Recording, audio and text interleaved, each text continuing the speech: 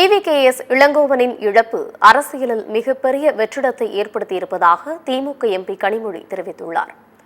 ஈரோடு கிழக்கு சட்டமன்ற தொகுதியின் காங்கிரஸ் உறுப்பினர் EVKS இளங்கோவன் உடல்நலக்குறைவு காரணமாக நேற்று உயிரிழந்தார். இவரது உடல் சென்னை மணப்பாக்கத்தில் உள்ள இல்லத்தில் பொதுமக்கள் அஞ்சலிக்காக வைக்கப்பட்டுள்ளது.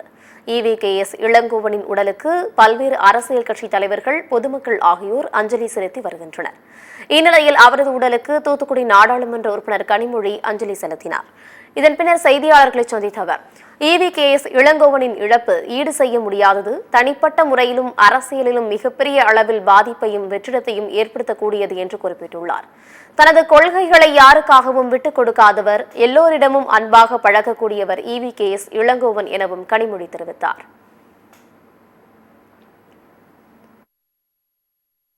தான் நினைத்ததை வெளிப்படையாக எந்த தயக்கமும் யாருக்கும் பயப்படாமல் பேசக்கூடிய தைரியம் பெற்றிருந்த ஒருவர் அவர். அதே போல தன்னுடைய கொள்கைகளை யாருக்காகவும் எதற்காகவும் விட்டுக் கொடுக்காத ஒரு அரசியல் தலைவர். அவருடைய இழப்பு என்பது ஈடு செய்ய முடியாத ஒன்று.